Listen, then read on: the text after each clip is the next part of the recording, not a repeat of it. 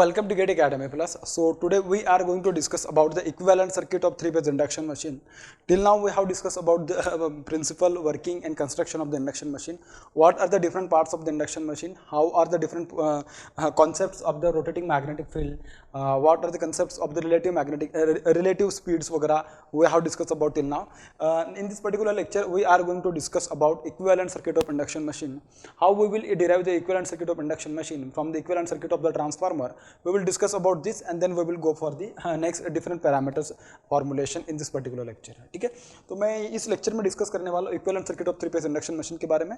हम बाद में अपन डिस्कस करेंगे कि उसके जो सारे पैरामीटर के बारे में बात करेंगे कि कौन सा पैरामीटर का मतलब क्या होता है, किस तरीके से होता है, सारी की सारी बातें अपन करने वाले. देखिए, सबसे पहले मैं ट्रांसफार्मर के बारे में थोड़ा डिस्कस कर लेता हूँ, ट्रांसफार्मर के इक्विवेलेंट सर्किट के बारे में डिस्कस कर लेता हूँ, उसके बाद मैं बात करूंगा इंडक्शन मशीन के बारे में. ठीक है, तो देखिए अपन जब भी ट्रांसफार्मर के बारे में बोलते हैं, किसके बारे में, ट्रांसफार्मर के बारे में बोलते हैं, तो ट्रांसफार्मर का जो वर्किंग प्रिंसिपल होता है किसके ऊपर बेस्ड होता है. The working principle of the transformer is based on the induction principal.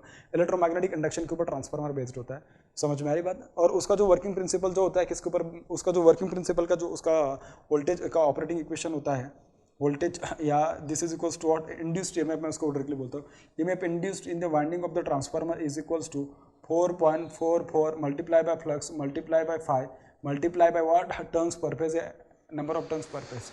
इस टाइप से अपन ने देखा था क्या, टर्न्स पर फेज वगैरह सब कुछ अपन ने EMF induced in the transformer उसका एक्सप्रेशन देखा था. इसका जो इंडक्शन होता है basically it is based on the working principle, it is based on the electromagnetic induction principal. ठीक है, अपन ने देखे थे कि ट्रांसफार्मर में दो वाइंडिंग्स होते हैं, प्राइमरी वाइंडिंग, सेकेंडरी वाइंडिंग. तो अपन जो सेकेंडरी पे जो भी कुछ इंडक्शन लेते हैं by with the help of primary, तो प्राइमरी का अपन सेकेंडरी के ऊपर जो इंडक्शन लेते हैं और उसके जरिए अपन उस लोड को पावर प्रोवाइड करते हैं. इसके बारे में सब कुछ मैं जब ट्रांसफार्मर पढ़ाया था तो उस टाइम पे मैंने सब बताया था आपको. यहाँ पे अपन जो भी पढ़ेंगे तो जो बेसिक टर्म्स है उसके बारे में पहले मैं लिख के दूंगा, उसके बाद यहाँ से डिराइव, इसको डिराइव करके अपन देखिए ट्रांसफार्मर से अपन इंडक्शन मशीन के लिए किस तरीके से जाते हैं उसके बारे में थोड़ा डिस्कस करते हैं. ठीक है, तो देखिए ई जो होगा ना, this E will be what, this will be nothing but induced EMF, induced EMF in the winding of transformer. What, induced EMF in the winding of transformer. ठीक है, उसके बाद एफ क्या होता है, एफ इज दी, इसके अगर मैं बात करूँ तो this will be what, supply frequency, this will be what, supply frequency, supply frequency. Transformer की बात करूँ तो this is nothing but what, 5M. This is what actually 5M, क्योंकि जो वाइंडिंग होती है transformer it is a concentrated kind of winding, तो उसकी वजह से ये जो फ्लक्स आएगा this will be the maximum flux आएगा. ठीक है, तो 5M is what, maximum flux. यहाँ मैं डायरेक्टली फ्लक्स बोल दे रहा हूँ. ठीक है, उसके बाद NPH क्या, टर्न्स पर फेज, क्या होता है, टर्न्स पर फेज. तो ये अपन ने ट्रांसफार्मर के लिए देखा होता है, किसके लिए देखा होता है, अपन ने ट्रांसफार्मर के लिए देखा होता है. ठीक है, जो ट्रांसफार्मर का जो इक्विवेलेंट सर्किट अपन जो निकालते हैं, एक्चुअली ट्रांसफार्मर पहले मैं सिंपल बना देता हूँ आपको, कि जैसे कि सपोज अपन नॉर्मल ट्रांसफार्मर जैसे बनाए थे उस टाइप से अपन बनाते हैं. उसके बाद अपन उसके पैरामीटर्स फॉर्मुलेशन के ऊपर जाएंगे. ठीक है,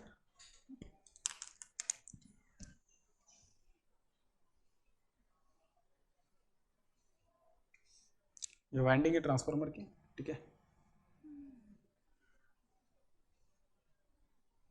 ठीक है, और सपोज अगर मैं यहाँ पे सप्लाई दे दूँ वाइंडिंग को, क्या दे दूँ, सप्लाई दे दूँ, तो यहाँ पे क्या हो जाएगा, फ्लक्स एस्टेब्लिश हो जाएगा. ठीक है, हाँ, जो कोर है ट्रांसफार्मर की इसमें क्या हो जाने वाला है, फ्लक्स आपका एस्टेब्लिश हो जाने वाला है. और यहाँ से जब मैं उसका इक्विवेलेंट सर्किट लिखने की बात करूंगा तो उसी के इक्विवेलेंट सर्किट के बारे में थोड़ा मैं डिस्कस करूंगा. And then I will discuss about the transformer equivalent circuit, sorry induction machine equivalent circuit. देखिए, ये जो ट्रांसफार्मर है तो यहाँ से उसका जब मैं इक्विवेलेंट सर्किट की बात करूंगा तो इसका इक्विवेलेंट सर्किट किस तरीके से आ जाएगा, this will become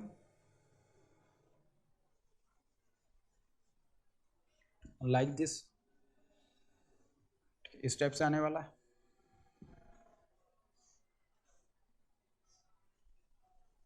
core resistance, this is the magnetising reactance. ठीक है, and then this is the winding,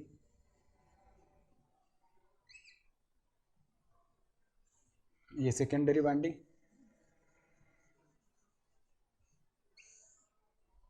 ठीक है, इस टाइप से. तो this is the resistance of secondary winding, this is the reactance of secondary winding.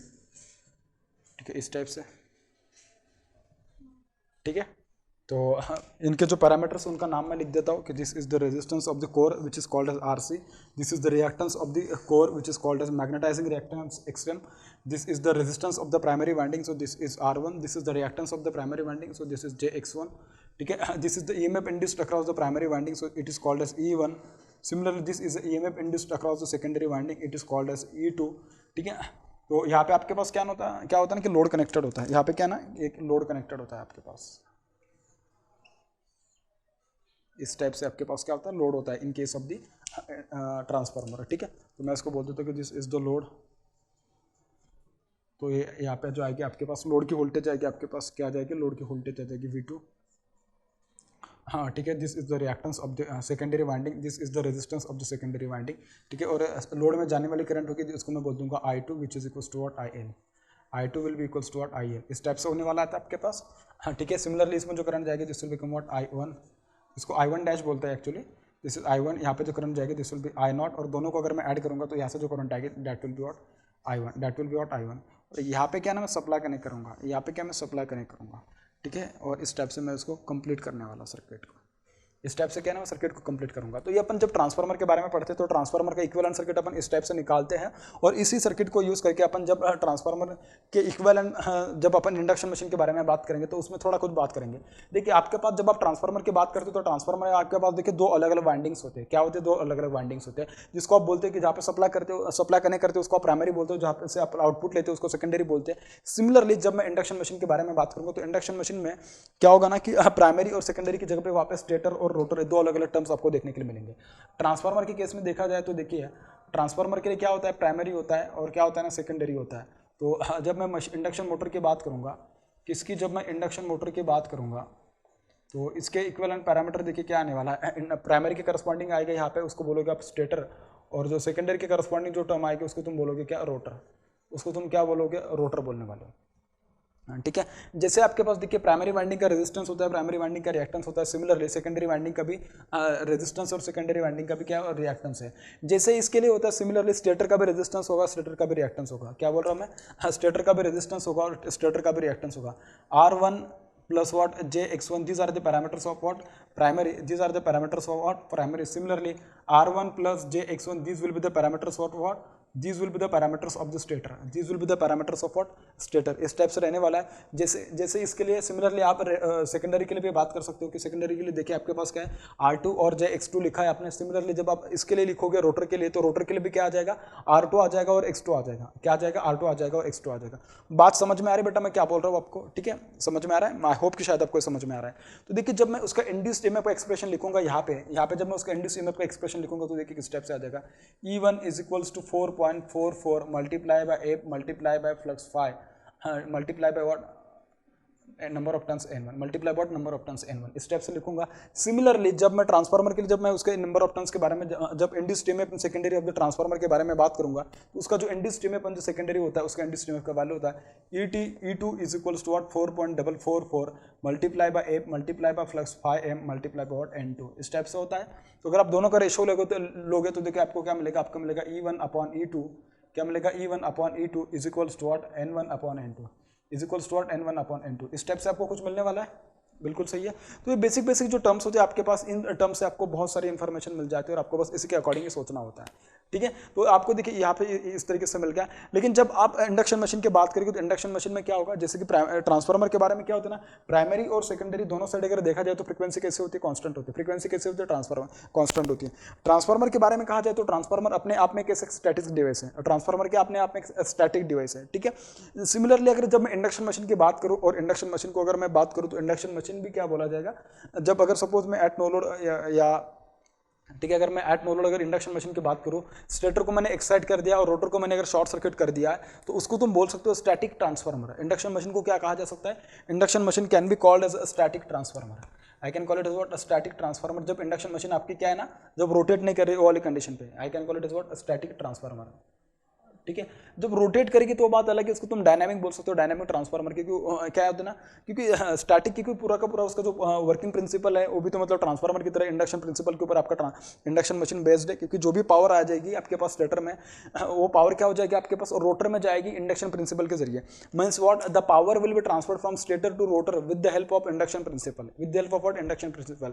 जैसे कि अपन जब ट्रांसफार्मर के बारे में बोलते हैं कि the power which is transfer from the transformer primary to transformer secondary, it is with the help of what, induction principle, excuse me, it is with the help of induction principle. Similarly in case of this one induction machine, तो आपके पास power transfer होगी, that power will be transferred from primary to stator, actually stator to rotor with the help of what, induction principle, with the help of what, induction principle। ये समझ में आ रही है आपकी बात। और जब अपन उसका पूरा का पूरा ऑपरेटिंग प्रिंसिपल समझे थे तो उस टाइम पे अपन ने देखा था, तो देखिए अपन जब उसका ऑपरेटिंग प्रिंसिपल पढ़ा था तो उस टाइम पे मैंने आपको बताया था कि रोटर का जो फ्रीक्वेंसी होता है FR, the value of the rotor frequency FR is equals to S times of FS, step से अपन पढ़े थे। तो FR का जो वैल्यू होता है, FR is actually this is the rotor frequency, this is rotor frequency, ठीक है। उसके बाद अपन पढ़े थे क्या, slip, S is equals to what, S is equals to slip, ये भी पढ़े थे अपन। उसके बाद FS क्या होता है, सप्लाई फ्रीक्वेंसी, FS क्या होता है, सप्लाई फ्रीक्वेंसी। तो जब अपन स्टैंड स्टिल कंडीशन की बात करते हो तो स्टैंड स्टिल पे क्या होता है, एट स्टैंड स्टिल देखिए क्या होता है, at stand still NR is equals to what, rotor speed 0 होता है एट स्टैंड स्टिल पे। तो स्लिप का जो वैल्यू आएगा, slip is equals to what, this will be NR minus 0, sorry NS minus 0। So slip is equals to what, NS minus 0 divided by NS, उसका value आता है 1। तो स्लिप का वैल्यू कितना बन जाता है भाई, 1। अगर स्लिप 1 होगा तो देखा जाए तो देखिए आपके पास स्टैंड स्टिल पे जो रोटर फ्रीक्वेंसी होगा कितना होगा भाई, आप देख सकते हो कि at stand still rotor frequency जो होगा, at stand still rotor frequency and supply frequency both will be equals to 1, मतलब both will be equal, sorry, at stand still FR is equals to what, FR is equals to FS, इस type से होता है। अगर आपको ये देखा जाए तो देखिए मतलब क्या ना, ये भी पता चल गया कि FR is equals to what, FS। अगर ये अपन को ऐसा पता चल रहा है तो देखिए जैसे अपन ट्रांसफार्मर का वर्किंग प्रिंसिपल जैसे पढ़े थे तो उस टाइम से अपने तब अपने जो उसका इंडक्शन प्रिंसिपल के जरिए जब अपने उसका इंड्यूस्ड ईएमएफ निकाला था ट्रांसफार्मर में, तो सिमिलरली जब मैं इंडक्शन मशीन का इंड्यूस्ड ईएमएफ के बारे में बात करूंगा तो E1 का वैल्यू लिखा जाएगा। तो E1 मतलब क्या, this is a stator EMF, stator induced EMF per phase EMF, this is equals to 4.44 F multiply by flux multiply by KW1 multiply by turns per phase NPS, ठीक है। और ये रहेगा आपके पास 1, मतलब E1 के करस्पॉन्डिंग, ठीक है, स्टेटर के करस्पॉन्डिंग। सिमिलरली जब मैं रोटर के करस्पॉन्डिंग की बात करूंगा तो this will become what, this will become 4.44, आप उसको FS लिखेगा ज़्यादा करेक्ट रहेगा, ठीक है, supply frequency multiply by FR multiply by flux multiply by KW2 multiply bye N2 multiply, इसको भी N1 लिखेगा बट दिस विल बी पर फेज ईएमएफ, क्योंकि इंड्यूस्ड ईएमएफ अगर पर फेज है तो टर्न्स विल आल्सो बी पर फेज, क्योंकि जो वाइंडिंग होगी ये वाले आपके पास, इस वाइंडिंग के करस्पॉन्डिंग जो इंड्यूस्ड ईएमएफ जाएगा दिस विल बी E1, तो इसके नंबर ऑफ टर्न्स जो रहेंगे this will come what, N1। तो क्योंकि पर फेज के बात की जा रही है, बेसिकली किसके बात की जा रही है, पर फेज क्वांटिटीज की बात की जा रही है, ठीक है। तो अगर ऐसा है तो अगर मैं बात करूँ तो देखिए तो एट स्टैंड स्टिल पे क्या हो जाएगा, at stand still, at stand still की बात करूँ तो देखिए FR is equals to FS है, KW1 अगर मैं निगलेक्ट कर दूं तो देखिए KW1 के वैल्यूज इतना ज्यादा मैटर नहीं करते इंडक्शन मशीन में, ठीक है। तो इसका अगर वैल्यूज निगलेक्ट कर दिया तो अपन के पास जो एक्सप्रेशन आएगा this will become E1 upon E2 is equals to what, N1 upon N2 is equals to what, N1 upon N2। मतलब कि जो ट्रांसफार्मर का वर्किंग प्रिंसिपल जो होता है उसका जो फॉर्मूला अपन डिराइव करके लेके आते हैं वो फॉर्मूला और ये वाला फॉर्मूला दोनों क्या करते हैं ना, दोनों सही बैठ जाते हैं, दोनों फॉर्मूला कैसे करते हैं, सही बैठ जाते हैं, ठीक है। लेकिन ये किसके लिए होता है, एट स्टैंड स्टिल कंडीशन के लिए होता है, कि जहाँ पे आपके पास रोटर का स्पीड कैसे होता है, 0 होता है, कैसा होता है, रोटर का स्पीड 0 होता है। लेकिन जब मैं वर्किंग कंडीशन के बारे में बात करूंगा, किसके बारे में बात करूंगा, जब मैं वर्किंग कंडीशन के बारे में बात करूंगा, कि जब वर्किंग कंडीशन की बात की जाएगी तो उस टाइम पे ऐसा नहीं किया जा सकता है, मतलब कि ऑपरेटिंग कंडीशन पे, एट ऑपरेटिंग कंडीशन देखिए क्या हो सकता है, at operating condition, at operating condition कुछ चीजें इसमें बदल जाएगी। एट ऑपरेटिंग कंडीशन होगा क्या, देखिए NR is not equals to 0, NR is not equals to 0, अगर NR is not equals to 0 तो S is not equals to 1, तो S का वैल्यू क्या होगा, it will not be equals to 1। तो S का वैल्यू अगर इक्वल्स टू 1 नहीं है तो देखिए FR और FS इन दोनों का जो डिफरेंस है ना, मतलब दोनों में भी डिफरेंस आएगा। तो देखिए FR is equals to FS कहाँ पे, एट स्टैंड स्टिल, तो मैं इसको ऐसा लिख सकता हूँ E2 is equals to 4.44 multiply by FS, इस टाइप से लिख सकता हूँ, बिल्कुल लिख सकता हूँ। तो देखिए E2 का जो एक्सप्रेशन आया था एट स्टैंड स्टिल पे वो क्या था, E2 is equals to 4.44 multiply by FS multiply by flux multiply by KW1 sorry E2 के corresponding KW2 multiply bye N2 इस टाइप से था। लेकिन ये किसके लिए था? स्टैंड स्टिल के लिए था। किसके लिए था? स्टैंड स्टिल के था। लेकिन जब मैं किसकी बात करूँ, रोटर एट रोटेटिंग कंडीशन की बात करूँ, या मैं कह सकता हूँ कि एट पर्टिकुलर ऑपरेटिंग स्पीड पे बात करूँ, तो उस पर्टिकुलर कंडीशन पे अगर देखा जाए तो देखिए आपके पास जो एक्सप्रेशन आएगा, this will become E2 will be equals to 4.44 multiply by FS की जगह पे आ जाएगा FR multiply by what 5 multiply by KW2 multiply by what N2 इस टाइप से आ जाएगा। FR का वैल्यू क्या बनेगा? FR is equals to what? FR is equals to S times of FS, S times of what? FS। और आपको पता है क्या पता है आपको? S is not equals to 1। अगर नॉट इक्वल्स टू 1 है तो ये वाली जो एक्सप्रेशन रहेगी, ये वाली एक्सप्रेशन क्या कर देगी? सेटिस्फाई कर जाएगी, क्योंकि S का वैल्यू अपन पहले FR is equals to S, FR is equals to FS लिखे थे, और rotor frequency and stator frequency दोनों सेम थे, क्योंकि एट स्टैंड स्टिल पे क्या होता है ना, स्पीड जीरो होता है इसके लिए। लेकिन ऑपरेटिंग कंडीशन पे ऐसा नहीं होगा, ठीक है। तो देखिए यहाँ से आपके पास जो E2 का एक्सप्रेशन मॉडिफाई होगा, this will become E2 is equals to what? This will become 4.44 what? This is equals to this S times of F, S times of F, S multiply by K by KW2 into what? N2 इस type से समझ में आ रही बात? इस type से रहेगा। तो देखिए अगर इसका वैल्यू अगर इस टाइप से आ रहा है तो इसका मतलब क्या? अभी जो इंड्यूस्ड ईएमएफ का जो एक्सप्रेशन आएगा, किसका? अगर इंड्यूस्ड ईएमएफ के एक्सप्रेशन की अगर बात की जाएगी तो जो इंड्यूस्ड ईएमएफ जो आएगा ना आपके पास, वो किस तरीके से आ जाएगा? E1 upon E2। अगर मैं उसका डेरिवेशन देखूँ तो this will become what? This will become N1 upon S times of what? N2, S times of what? N2 इस टाइप से आएगा। तो जो E2 का वैल्यू आएगा, E2 will be equals to what? This will become E2 का जो value अगर आपको चाहिए, this will become S into N2 upon N1 multiply by what? E1 multiply by what? E1 इस टाइप से आ रहा है आपके पास। किसका वैल्यू? E2 का वैल्यू आ रहा है भाई, ठीक है। और इस ये वैल्यू क्या था एक्चुअली आपके पास? अगर देखा जाए तो ये वैल्यू क्या था? N2 upon N1 multiply bye E1, ये क्या था आपके पास? This was nothing but what? इसको अगर देखा जाए तो यहाँ से अगर E2 का वैल्यू निकालो तो E2 का वैल्यू क्या था इसके पहले? This was equals to N2 upon N1 multiply by what? E2 था, मल्टीप्लाई बाय व्हाट? E2 था। तो आपके पास देखिए ये जो प्रोड्यूस होगा अभी सेकंड, ये क्या कह सकते हो? इसको तुम बोल सकते हो क्या? This is what? This is at stand still, this is at stand still and this is what? What? Operating condition. This is what? Operating condition. तो E2 जो ऑपरेटिंग रहेगा आपके पास, this E2 operating will be equals to what? S times of what? E2 stand still, S times of what? E2 stand still इस type से रहने वाला है। तो आपके पास मतलब जो एक्सप्रेशन अभी जो बन के आएगी ना, वो किस तरीके से आएगी, मेरे हिसाब से आपको अभी ये समझ में आएगा शायद। मेरे हिसाब से क्या है ना, आपको अभी समझ में आएगा।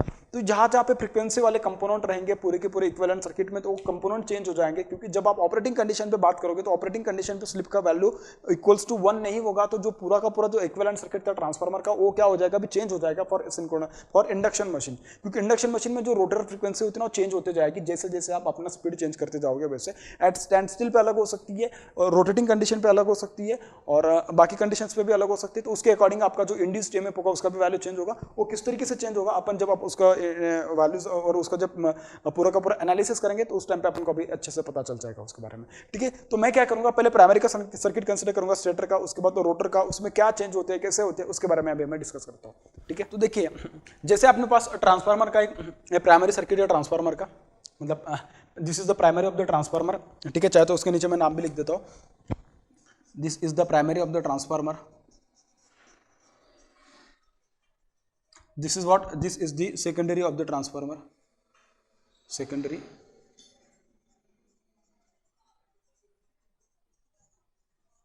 this is the secondary of the transformer, ठीक है। प्राइमरी है, सेकेंडरी है। सिमिलरली मैं इसको प्राइमरी को किसके साथ एनालाइज करूंगा?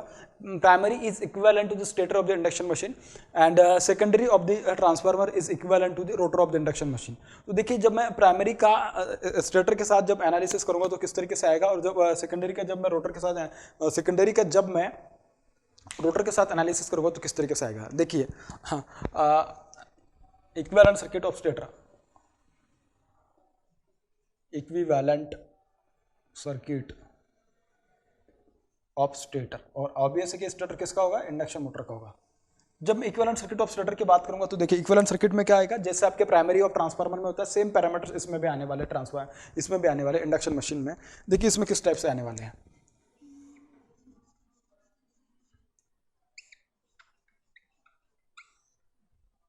ठीक है।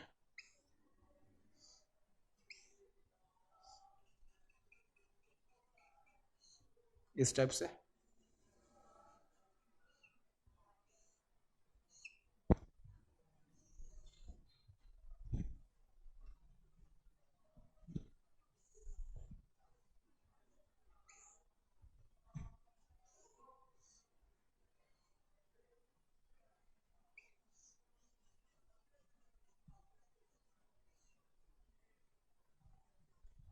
ठीक है।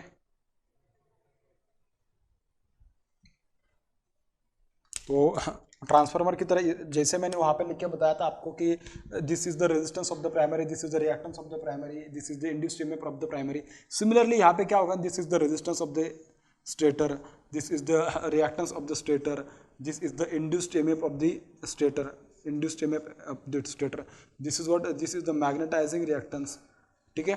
this is nothing but what, this is the RC, ठीक है। इस टाइप से आरसी जो होता है एक्चुअली इसके करस्पॉन्डिंग जो करंट आएगी, इसके करस्पॉन्डिंग जो करंट आएगी, और इसको क्या एनर्जी लॉस कंपोनेंट बोला जाता है। वहाँ पे उसको कोर लॉस कंपोनेंट बोला जाता था। कोर का एक ऐसा पार्ट की जिसमें लॉस हो सकता है, उसको अपन बोल सकते थे this is called energy loss component in case of the induction machine. Core loss भी बोला जा सकता है, कोई बात नहीं, क्योंकि इसमें कोर नहीं होती, उसमें एयर गैप होता है, ठीक है। वहाँ पे ट्रांसफार्मर में क्या होता है, ट्रांसफार्मर में एयर गैप होता है, लेकिन उसमें कोर जो होती है कि कोर के ऊपर सब कुछ मतलब बनाया होता है। तो वो सब अपन उसके पहले पढ़ चुके हैं, ज़्यादा इसके बारे में भी डिस्कस करने की यहाँ पे जरूरत नहीं है, ठीक है। देखिए यहाँ पे अपन को क्या करना है, अपन को यहाँ पे देखना है कि this is R1 is what, basically this R1 is nothing but what, this is the resistance of the stator. R1 is what, R1 is the resistance of the stator. S1 क्या होता है, X1 is the reactance of the stator, reactance of stator, ठीक है। Then RC is what, this is the energy loss component of, energy loss component, energy loss component।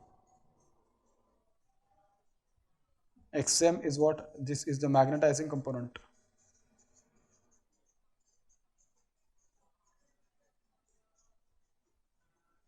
E1 is what, per phase induced EMF across the stator winding, per phase induced EMF across the stator winding, across the what, stator winding, per phase induced EMF across the secondary winding, ठीक है। तो ये सारी की सारी चीजें अपन बहुत अच्छे से इसमें देखी है। तो जैसे अपन ट्रांसफार्मर का प्राइमरी सर्किट जैसे देखते हैं, प्राइमरी इक्विवेलेंट सर्किट मतलब प्राइमरी ऑफ द ट्रांसफार्मर का जो इक्विवेलेंट सर्किट होता है वो किसका इक्विवेलेंट सर्किट होता है, जो आपके पास स्टेटर होता है, स्टेटर का क्या होता है, इक्विवेलेंट सर्किट होता है। स्टेटर का क्या होता है, इक्विवेलेंट सर्किट होता है। जैसे मैंने इक्विवेलेंट सर्किट ऑफ स्टेटर बनाया, सिमिलरली मैं क्या करूंगा, इक्विवेलेंट सर्किट ऑफ रोटर बनाऊंगा, और उसको बनाने के बाद जैसे अपन ट्रांसफार्मर में एक पैरामीटर, एक साइड के पैरामीटर को दूसरे साइड के लिए अपन रेफर करते थे, सिमिलरली अपन यहाँ पर रोटर के पैरामीटर को स्टेटर साइड के लिए रेफर करेंगे, और उसके बाद देखेंगे उसका एनालिसिस किस तरीके से आता है। तो यहाँ पे मैं क्या करने वाला हूँ, देखिए यहाँ पे मैं कंसीडर करूंगा इक्विवेलेंट सर्किट ऑफ रोटर के लिए, क्या कंसीडर करूंगा, equivalent circuit of rotor, equivalent circuit of rotor,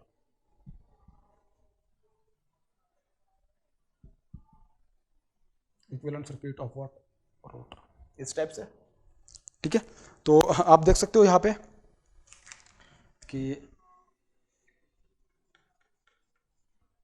इस टाइप से है, यहाँ पे लोड होता है जैसे ट्रांसफार्मर में होता है, ठीक है। अब ये क्या बनेगा आपके पास, this will become reactance of the rotor, this is what, this will be the resistance of the rotor, and this is what, this is the induced EMF across the rotor winding, this is what induced EMF across the rotor per phase induced EMF, rotor per phase rotor EMF I can say, ठीक है। Rotor की जो winding है उसके हर एक जो परफेज है, उसके जो फेजेस है, हर एक फेज के अक्रॉस में जो इंड्यूस्ड EMF आएगा उसको तुम बोलोगे क्या, E2, उसको तुम बोलोगे क्या, E2। लेकिन मैंने जब समझाया था E2 का वैल्यू कैसा होता है, जब E2 की वैल्यू के बारे में बात की जाए तो एट स्टैंड स्टिल पे उसका वैल्यू डायरेक्टली जो उसका स्टैंड स्टिल का वैल्यू होगा वो अलग होगा, और ऑपरेटिंग कंडीशन पे जो उसका वैल्यू आएगा that will what, different value. मैं ऑपरेटिंग कंडीशन के लिए बना देता हूँ, मतलब जनरलाइज बना देता हूँ, आप उसको पूरे की सारी चीज़ों के लिए यूज कर सकते हैं।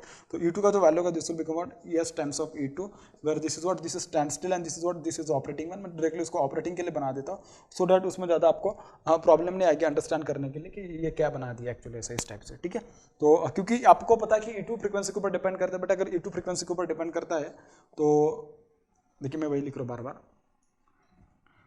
फ्रीक्वेंसी के ऊपर डिपेंड कर रहा है, तो जैसे आपका स्पीड चेंज होगा उसके अकॉर्डिंग क्या होने वाला है, उसका भाई वैल्यू चेंज होने वाला है। सिमिलरली जब मैं इसकी बात करूंगा तो देखिए x2 का वैल्यू क्या होता है, x2 is equal to 2 pi f into L2 इस टाइप से होगा। अब एफ क्या होगा, रोटर फ्रीक्वेंसी होगी, एफ का वैल्यू क्या होगा, rotor frequency. At stand still पे अगर मैं बात करूँ तो FR is equal to what, FS होता है, FR is equal to what, FS इस टाइप से होता है। एट स्टैंड स्टिल पे ये क्या रहेगा आपके पास, x2 जैसा होता है ना, x2 will be equals to 2 pi into FS multiply by L2 इस टाइप से रहेगा।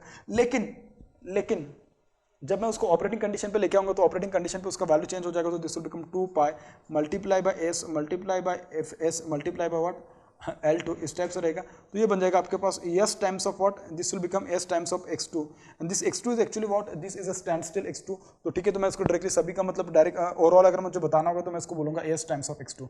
तो मैं क्या बोलूंगा उसको, s टाइम्स ऑफ x2 इस टाइप से बोल दूंगा। बिल्कुल सही है। तो इस टाइप से अगर मैं उसको एक्सप्लेन कर दिया तो देखिए, इसको एक्सप्लेन करने के बाद आपको एक बात पता चल जाएगी, सर अगर आपने इसको एक्सप्लेन कर दिया तो उसको और एक सिंपल तरीके आपसे अगर आप उसको एक्सप्लेन करना चाहोगे तो क्या करोगे। और एक सिंपल तरीके से अगर एक्सप्लेन करना चाहो तो आप दूसरी जगह पे उसका मतलब जो कई बुक्स में अगर आप उसका एक्सप्रेशन देखोगे तो वो क्या करेंगे, जितने भी टर्म्स है ना पूरी की पूरी टर्म्स को ए से डिवाइड कर देंगे, सारी के सारी टर्म्स को क्या कर देंगे, ए से डिवाइड कर देंगे। लेकिन डिवाइड करने वाला मैं बाद में समझाऊंगा, पहले अपन जो नॉर्मल चीजें उसमें सारी की सारी चीजों को पढ़ लेते हैं, उसके बाद अपन जब उसको पूरा का पूरा एनालिसिस करके पूरा मतलब अपना जब कंसेप्ट बहुत अच्छे से क्लियर हो जाएगा उस टाइम से मैं आपको उसको समझाने वाला हूं। ठीक है, तो देखिए इसमें क्या करने वाले अपन, इसके जो टर्म्स है उन टर्म्स के बारे में बात कर देते हो। This is what, this is E2, this s times of E2, this is what induced EMF across secondary, across rotor phases, across what, rotor phases.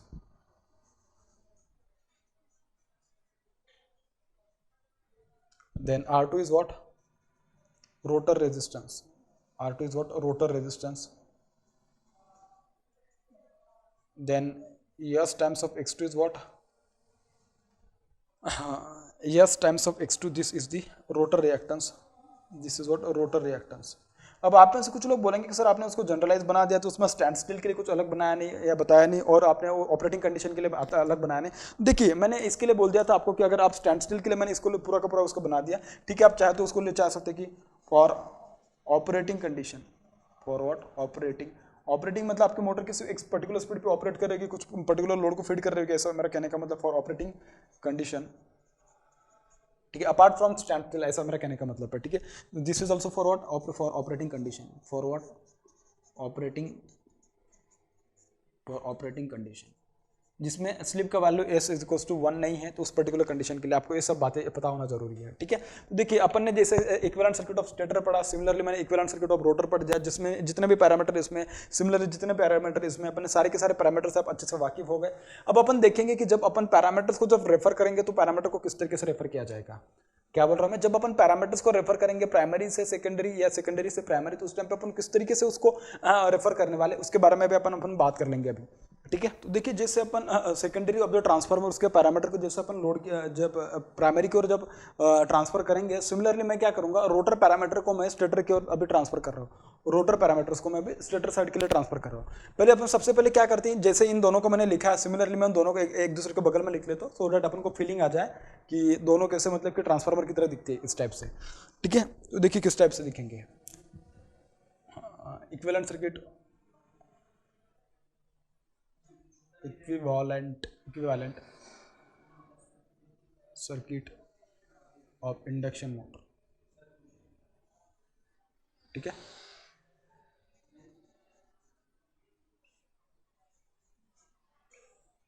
इस टाइप से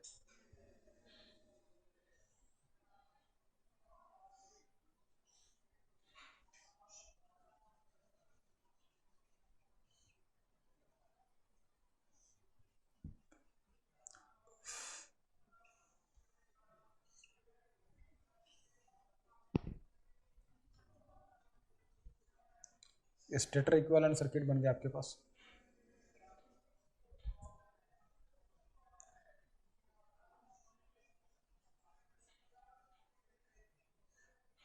सिमिलरली मैं अभी रोटर इक्विवेलेंट सर्किट बनाता हूँ।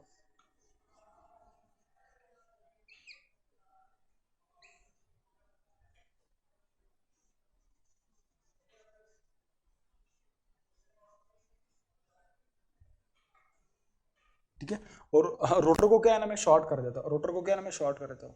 अब आप में से कुछ लोग बोलेंगे सर आपने लोड के बारे में कुछ बताया नहीं, वो भी बता दूंगा, डोंट वरी अबाउट इट। ठीक है, सब कुछ बता दूंगा, ठीक है, डोंट वरी अबाउट इट। तो ये क्या बन जाएगा आपके पास, this will become rotor resistance R2, this will become J times of S times of what, X2, this will become S times of E2, this will become E1, this is RC, J times of XM,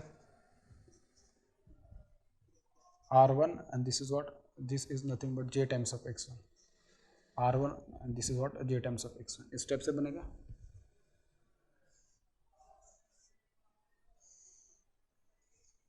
और यहाँ पे अपने पास supply connect होगा, ठीक है, इस type से। तो मैं देखिए क्या कंसिडर करूँगा, जब कुछ लोग बोलेंगे कि सर आपने यहाँ पे ना कि वो लोड रेजिस्टेंस वगैरह बारे उसके बारे में कुछ बताया नहीं। देखिए उसको बताता हूँ, उसके लिए एक छोटा सा कंसेप्ट समझ लीजिएगा। अगर सपोज मैं इसमें जितने भी टर्म्स है सारे टर्म्स को अगर मैं एस से डिवाइड कर दूंगा, क्या बोल रहा हूँ, if I divide each and every term by S, तो देखिए इसको अगर मैं एस से डिवाइड कर दूँ, इसको अगर मैं सपोज एस से डिवाइड कर दूँ और इसको अगर सपोज मैं एस से डिवाइड कर दूँ, तो इन सबको सारे टर्म्स को अगर मैं एस से डिवाइड कर दूँ, तो डिवाइड करने के बाद देखिए मेरे पास जो टर्म्स बनेगी किस स्टेप से बनने वाली है, ये बन जाएगा मेरे पास क्या, ये बन जाएगा E2 बन जाएगा इस स्टेप से, this will become this step से, और ये बन जाएगा इस स्टेप से ओनली। तो मेरे पास जो इक्विवेलेंट सर्किट जो आएगी इस स्टेप से आने वाली, मेरे पास जो इक्विवेलेंट सर्किट है इस स्टेप से आने वाले। और ये वाली जो सर्किट होती है ना उसमें अपने लोड का इफेक्ट जो होता है ना उसको भी कंज्यूम कर लिया होता है, जो लोड का इफेक्ट होता है ना आप उसको भी कंज्यूम कर लिए होते हैं। अब आप बोले कि सर लोड का इफेक्ट को आपने कंज्यूम किस स्टेप से कर लिया, अब मैं बताता हूँ आपको। देखिए हाँ क्या होता है ना कि जनरली जब भी आप उसको समझते हो लोड को, तो देखिए लोड का मतलब क्या होता है, जब मैं रोटर इक्विवेलेंट सर्किट से समझा रहा हूँ आपको। देखिए रोटर इक्विवेलेंट सर्किट, तो देखिए ये आपके पास क्या है ना, रोटर इंड्यूस्ड ईएमएफ है, this is the rotor resistance and this is what rotor reactance, इस टाइप से आपके पास, ठीक है। This is the rotor resistance R2, this is jX2 and this is what, this is nothing but S times of E2 and this is nothing but what S times of X2, इस type से होता है, ठीक है, इस type से होता है। तो मैं क्या कर रहा हूँ ना, सभी को मैं ठीक है कि इसको बाद में करता हूँ चाहे तो, हाँ इस टाइप से सपोज ऐसे मेरे पास दिया है। अब मैं क्या कंसिडर करूँगा, सपोज अगर मैं कंसिडर करूँगा कि मैंने लोड कनेक्ट किया है, क्या है ना लोड कनेक्ट किया है, जैसे आप यहाँ पे लोड कनेक्ट करने वाले हो, यहाँ पे क्या करने वाले हो, लोड कनेक्ट करने वाले हो। सिमिलरली आप इंडक्शन मशीन होगी तो उसको तो मैकेनिकल लोड होगा ना, तो load will be what PL, में उसको बोल रहा हूँ PL will be what mechanical load.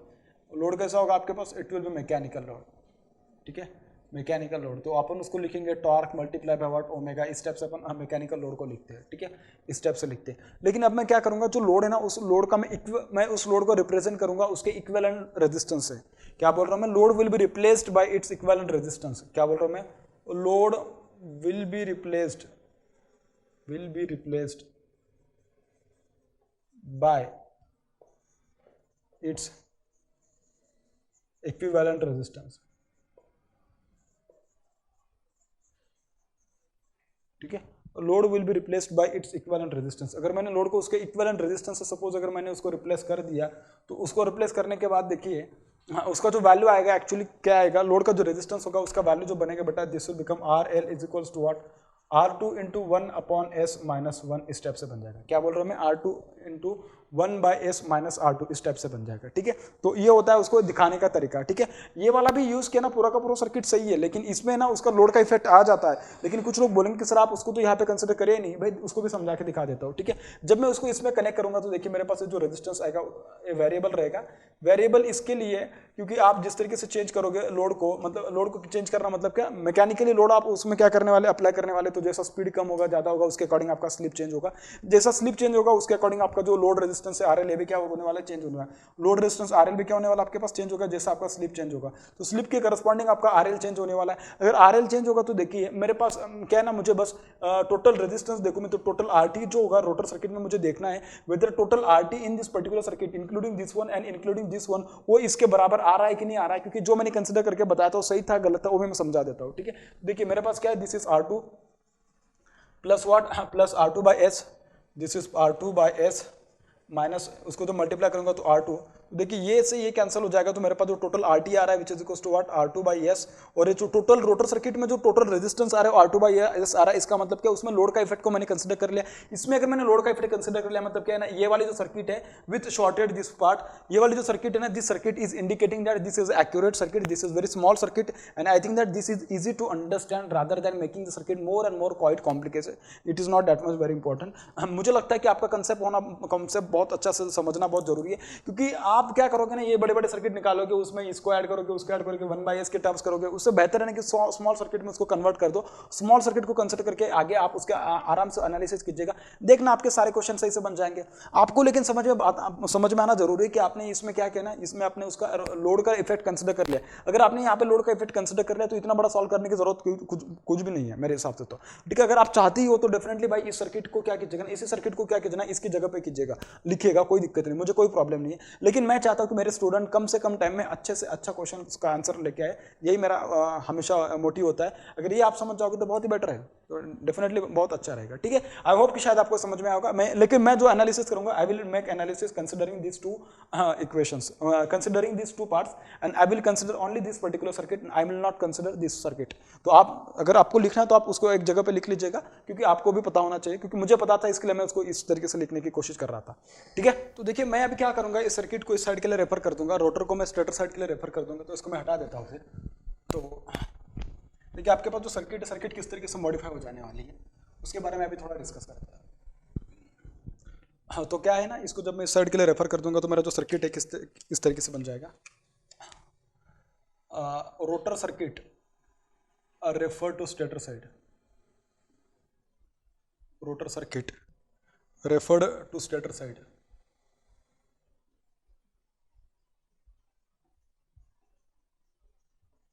Refer to what, stator side. ठीक है, इस टाइप से।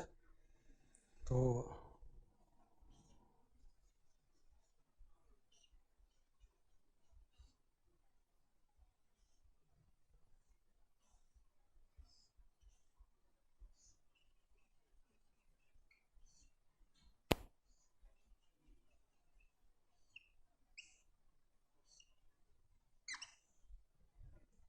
ठीक है, तो ठीक है, जब मैं इसको इस साइड के लिए रेफर करूंगा, क्या बोल रहा हूं मैं, जब मैं इसको इस साइड के लिए रेफर करूंगा तो जो इंड्यूस्ड ईएमएफ है उसका वैल्यू कितना आएगा, उसका इंड्यूस्ड ईएमएफ का वैल्यू कितना आएगा, आप खुद मुझे लिख के बताइएगा वहां पे, अभी तो रेफर करना तो सबको आता ही है। ठीक है, उसका वैल्यू बताएगा बेटा मुझे कितना आ रहा होगा। This is the resistance which is refer to the primary side, मतलब stator side, and this is what, this is the reactance. ठीक है, समझ में आ रही बेटा बात। और ये आपके पास ये क्या है, शॉर्ट सर्किटेड पाथ बनेगा कि नहीं बनेगा, इसी को तो तुम क्या कर रहे हो, साइड के लिए रेफर कर रहे हो ना, समझ में आ रही बात, इस टाइप से कर रहे हो। तो देखिए अब होगा क्या, कुछ लोग उसमें ना यार वो वाला पैरामीटर यूज करेंगे कि ट्रांसफॉर्मेशन रेशियो वगैरह लिखेंगे, भाई इतना डिफिकल्ट मत बनाओ यार। 1/a मतलब n2/n1 इक्वल्स टू k होता है, या n1/n2 इक्वल्स टू k होता है, छोड़ दो यार, n2/n1 इक्वल्स टू k होता है ऐसा। हाँ ठीक है, n2/n1 इक्वल्स टू k होता है, सही है। लेकिन मैं उसको नॉर्मल अपना जो बहुत सिंपल तरीका है उसके जरिए मैं उसको सॉल्व करूंगा। क्या है ना, जिस साइड के लिए जा रहे हैं उसके नंबर ऑफ टर्न्स उस तरीके से अपन उसको बनाओ, बाकी सिंपल छोड़ो यार, बहुत ही आसान आसान टेक्निक यूज करो, डिफिकल्ट मत बनाओ उसको। ठीक है, तो ये क्या बनेगा आपके पास, जो x2 बनेगा बेटा, x2 किस तरीके से बनेगा, n1/n2, इसका क्या बन जाएगा, होल स्क्वायर आ जाएगा, इसका whole square multiply by what, x2 बन जाएगा। ठीक है, सिमिलरली जब मैं r2 के बारे में बात करूंगा तो r2 के बारे में वैसे करेंगे। ठीक है, तो r2 क्या बन जाएगा आपके पास, r2 will become r2/s multiply by what, n1/n2, जिस साइड के लिए जा रहे हैं उसके नंबर ऑफ टर्न्स ऊपर डिवाइडेड बाय अपोजिट साइड। ठीक है, तो रेजिस्टेंस से पैरामीटर तो उसके लिए क्या बन जाएगा, उसका स्क्वायर बन जाएगा। ठीक है, similarly this will become what x1, this will become what r1, इस टाइप से आ जाएगा। और यहाँ पे क्या होगा आपके पास, सप्लाई बनेगी, this will be what, this will B RC and this will become what XC, this will become what XC, इस टाइप से बन जाएगा। अब आप एक बात देख सकते हो, क्या है ना, ये कौन सी करंट है, this is the current which is passing through the rotor circuit, which is passing through the what, rotor circuit. लेकिन ये रोटर सर्किट कैसा, refer to the stator side है, ये रोटर सर्किट कैसा, refer to the stator side है। कौन सा circuit है, refer to the stator side. तो इसमें जो करंट जाएगी उसकी करंट का वैल्यू क्या होगा, और इसमें जो करंट जाएगी उसके करंट की वैल्यू क्या हो जाएगी। इसमें जो करंट जाएगी this will become what I0, इसमें जो जाएगी this will become what IM, इसमें जो जाएगी this will become what IE, कुछ लोग उसको IC के नाम से भी बताते थे इसके पहले।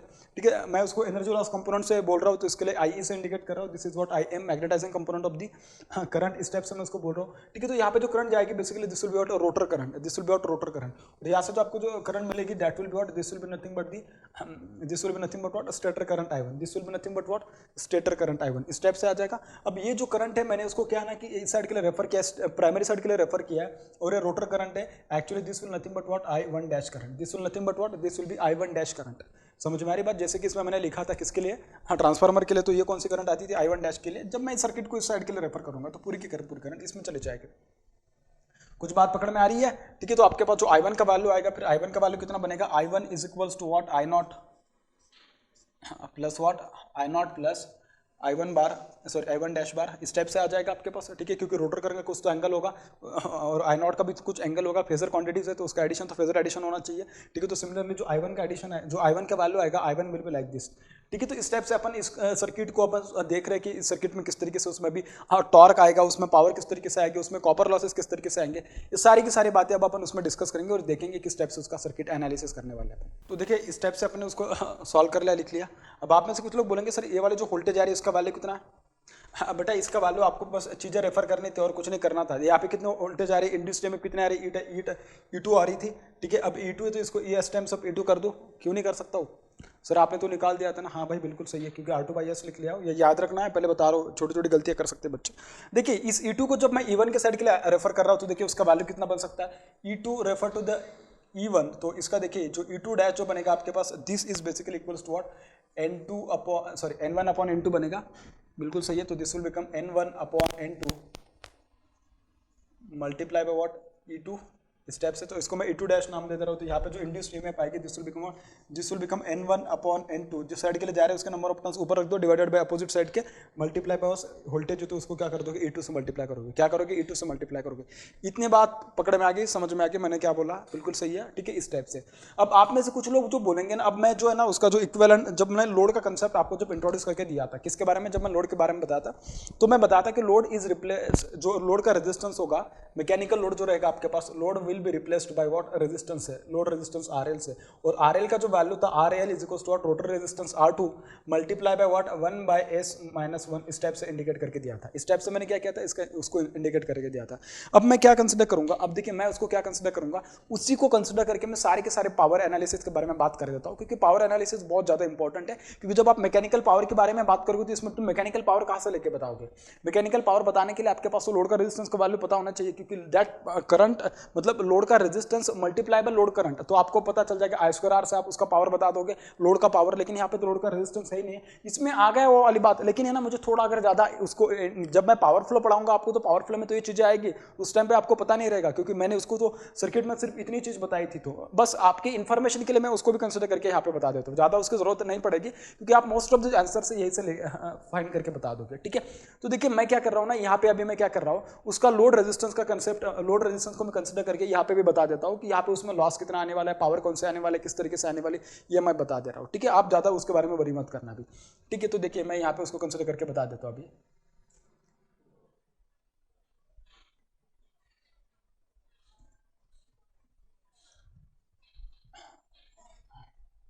तो इसमें अपन को बहुत सारी चीज़ें अभी देखना पता चलेगी कि किस टाइप से उसमें पावर वगैरह क्या आने वाला है, किस तरीके से आने वाला है, ठीक है। क्योंकि देखिए मैंने ठीक है, इसमें मैं कुछ चेंज करके बता देता हूँ अभी, for that particular time wait for it, ठीक है। इस टाइप से होने वाला, तो इसको मैं रफ कर रहा हूँ फिर, तो आप देख सकते हो कि भाई, ठीक है। तो ये क्या बन जाएगा, this will become R2/S, sorry R2/S step से बन जाएगा, this will become R2 divided by S।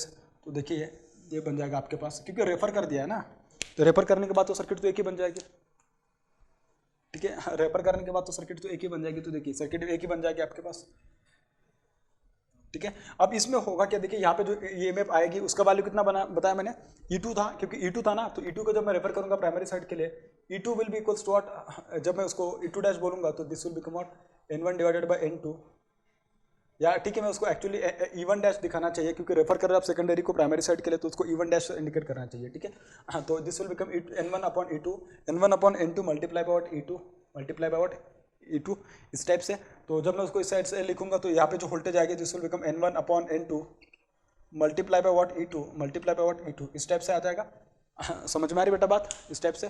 अब आप में से कुछ लोग क्या बोलेंगे पता है, आप में से कुछ लोग क्या बोलेंगे, सर ये जो R2 है ना, R2/S को मैं किस तरीके से लिख सकता हूँ। आप सोचना बस मैं क्या किस तरीके से लिख सकता हूँ। मैंने जब लोड रेजिस्टेंस आपको लिख के बताया था, टोटल रेजिस्टेंस सर्किट में क्या होता है, रोटर सर्किट में टोटल रेजिस्टेंस किस तरीके से होता है, rotor resistance R2/S, rotor resistance क्या होता है आपके पास, R2 प्लस व्हाट, लोड का resistance RL plus what, load resistance RL क्या होता है, RL is equals to what, R2 into 1/S 1 इस टाइप से। अगर मैं दोनों को ऐड कर दूंगा तो देखिए RT का वैल्यू क्या आ जाएगा, RT will be equals to what, R2 plus R2/S minus R2 इस टाइप से होता है आपके पास, बिल्कुल समझ में आ रही बात।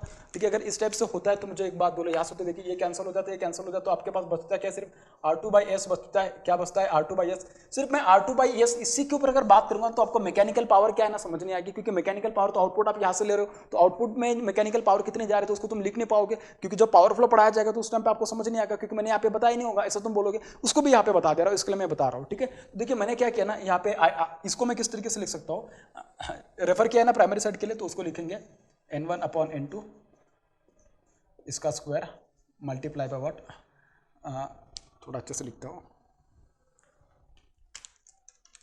This will become N1/N2। Stator side के लिए रेफर किया तो इसका square multiply by what, x2 multiply by what, x2 and this is resistance. तो रेजिस्टेंस को किस तरीके से लिखोगे, मैंने क्या बोला था, मुझे ओवरऑल रेजिस्टेंस लिखना है इस तरीके से, मुझे उसमें मैकेनिकल लोड जो है उसका भी वैल्यू उसमें आ जाए। तो देखिए मैं मैकेनिकल लोड को कंसिडर करने के लिए यहाँ पे RL दिखाऊंगा, क्या दिखाऊंगा, RL। तो देखिए RL किस तरीके से दिखाया जाएगा, this will become what, this will B actually RL, इस टाइप से रहेगा। और RL कैसा आपके पास वेरिएबल है, तो अगर RL वेरिएबल है तो देखिए इस टाइप से उसको दिखाया जा सकता है बेटा, बिल्कुल सही है। तो यहाँ पे जो रेजिस्टेंस आएगा फिर उसका वैल्यू देखिए किस तरीके से बनेगा, ये जो रेजिस्टेंस आएगा आपके पास इसका वैल्यू बनेगा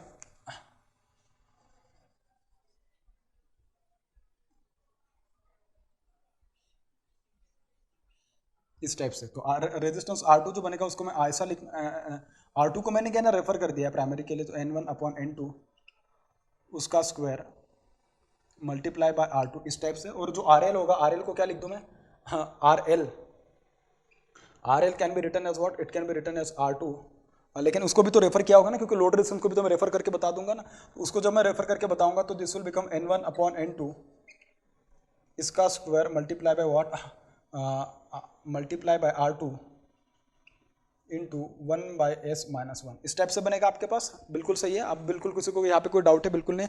जब मैंने इसकी करंट दिखाई थी उस सर्किट में, तो इसकी करंट कितनी आई थी, इसकी करंट आई थी I0, इसमें जो करंट जा रही थी दिस वाज मैग्नेटाइजिंग करंट, इसमें जो जा रही थी this was energy loss component of current. ठीक है, इसमें जो करंट जा रही थी उसको मैंने बोला था I1 dash, this is equals to what, this is equals to I1 dash को मैं, क्योंकि I2 की करंट को ही तो मैं रेफर करने वाला प्राइमरी को, तो I2 को मैं किस तरीके से लिख सकता हूँ, refer to the primary side, it can be written as N2/N1 multiply by I2, इस तरीके से भी लिखा जा सकता है। समझ में आ रही बात, ठीक है, बस रेफर किया है और कुछ नहीं किया है। और मेरे हिसाब से ये सब छोटी छोटी बातें जो कि आपको पता होगी और आपको पता होनी भी चाहिए, और तो पता नहीं तो मतलब उसका मतलब ही क्या होगा यार एक्चुअली देखा जाए तो। ठीक है, तो देखिए यहाँ पे आपके पास जो करंट जा रही है ना, किस में जा रही है, रोटर में जा रही है करंट। किस में जा रही है बेटा, रोटर में करंट जा रही है। किस में जा रही है, रोटर में जा रही है। ये रोटर का पार्ट है पूरा का पूरा, जो पता है ना, जो देख रहे हैं आप, जो देख पा रहे हैं किसका पार्ट है, रोटर का पार्ट है। किसका पार्ट है, रोटर का पार्ट है। ठीक है, तो जो रोटर करंट होगी ना, उस करंट को आप किस तरीके से लिखोगे आपको बहुत अच्छे से समझ में आना चाहिए। उसको किस तरीके से लिखोगे आप बहुत अच्छे से उसको समझ में आना चाहिए। ठीक है, अब देखना सिंपल अगर मैं बताऊँ तो देखिए इसमें अगर मैं बताऊं तो after referring to the rotor side, after referring to stator side, इस टाइप का इक्वेशन बन रहा है।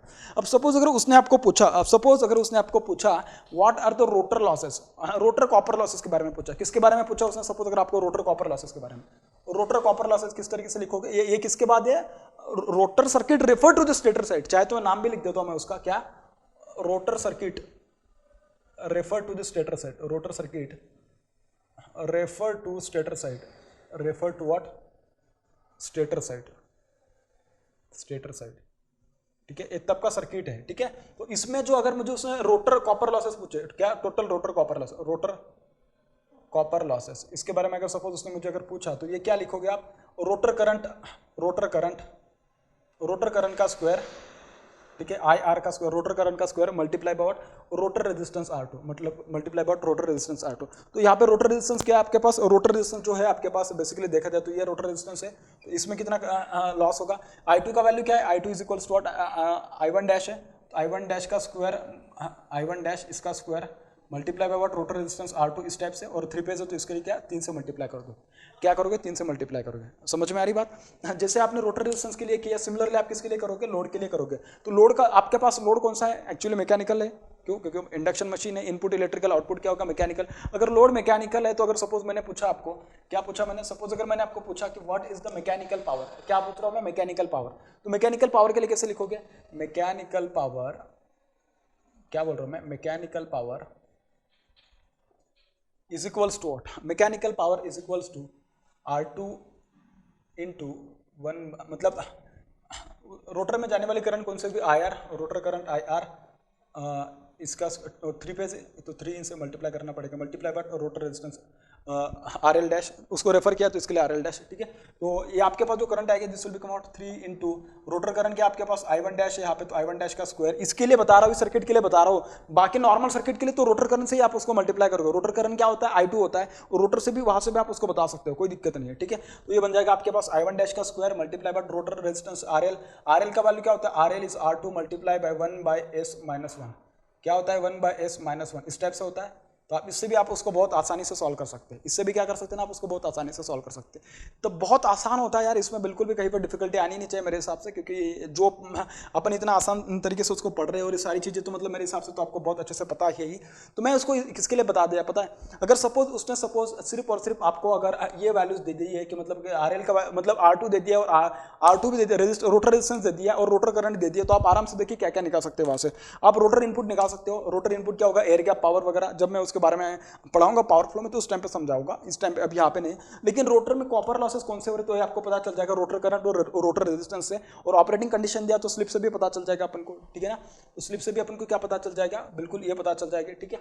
सपोज अगर मैं एट स्टैंड स्टिल बोलूँ, क्या बोल रहा हूँ मैं, एट स्टैंड स्टिल की बात करूँ, एट स्टैंड स्टिल की बात करूं, एट स्टैंड स्टिल पे क्या होता है, NR 0 होता है। अगर NR 0 तो स्लिप का वैल्यू कितना होता है, 1 होता है। स्लिप अगर 1 तो देखिए यहाँ पे क्या हो जाएगा 1, ये 1 माइनस 1 मतलब क्या 0, इसका मतलब क्या 0 वॉट आएगा, मतलब क्या mechanical power will be 0 watt at what, at stand still, at what stand still. लेकिन इस पर्टिकुलर केस में क्या है ना, आपका रोटर सर्किट कैसा होगा, कंप्लीट होगा। रोटर सर्किट कैसा होना चाहिए, कंप्लीट होगा। रोटर सर्किट कंप्लीट ही नहीं मतलब रोटर करंट 0 हो जाएगी। रोटर सर्किट कंप्लीटेड तभी तो रोटर करंट आ रही है ना, तो ये बहुत इंपॉर्टेंट है, ठीक है। ये बात समझ में आई। और एक बात अगर मैं बता दूं तो जो भी पावर आएगी पूरी की पूरी पावर किसमें चली जाएगी, इसमें जाएगी ना, क्योंकि रोटर रेजिस्टेंस है, रोटर करंट आ रही है, तो पूरा का पूरा जो भी कुछ लॉस होगा किसमें चला जाएगा, रोटर कॉपर लॉसेस में चला जाएगा। किसमें चला जाएगा, रोटर कॉपर लॉसेस में चला जाएगा। इतनी बात पकड़ में आ रही है, समझ में आ रही है मैं क्या बोल रहा हूँ, बिल्कुल सही है, ठीक है। तो ये बहुत छोटी छोटी बातें होती है, उसको बहुत अच्छे से समझ में आना चाहिए आपको, क्योंकि रोटर का जो इक्विवेलेंट सर्किट है बहुत इंपॉर्टेंट है। अगर आप रोटर के पैरामीटर को बहुत अच्छे से पहचानना चाहते हो, उनको बहुत अच्छे से लर्न करना चाहते हो तो, क्योंकि रोटर पैरामीटर के ऊपर ही रोटर का जो आगे का एनालिसिस होगा, रोटर पावर फ्लो का एनालिसिस होगा, या मैं कह सकता हूं कि जो रोटर में जो, क्योंकि ऐसे क्वेश्चंस डेफिनेटली एग्जाम्स में पूछे जाते हैं, स्टेटर करंट पूछेगा आपको, स्टेटर पावर फैक्टर पूछेगा, रोटर पावर फैक्टर पूछेगा, ये सब बातें उसमें अपन से पूछेगा, तो अपन को पता होना चाहिए, अपन को क्या ना पता होना चाहिए। जैसे अपन ट्रांसफार्मर के लिए इसमें देखा था कि जैसे उसमें कि मतलब कि जब अपन किसी एक वैल्यू को अगर डिटरमाइन करना है, लोड का पैरामीटर दे दिया तो उसको अपन रेफर करके किस तरीके से अपन उसमें फाइंड करते हैं, जैसे अपन ट्रांसफार्मर के लिए पढ़े थे ना, सेम केस अपन को इसके में देखना है इंडक्शन मशीन में।